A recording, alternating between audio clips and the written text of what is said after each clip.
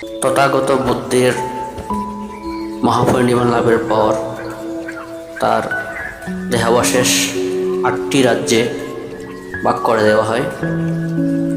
এই ধাতুগুলোর উপর গড়ে ওঠে স্তূপ বা বৌদ্ধ স্মৃতিসৌধ। পরে সম্রাট অশোক সহ বিভিন্ন রাজা ও ভিক্ষুরা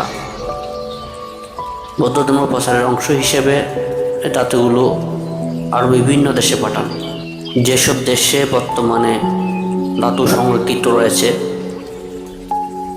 ভারত,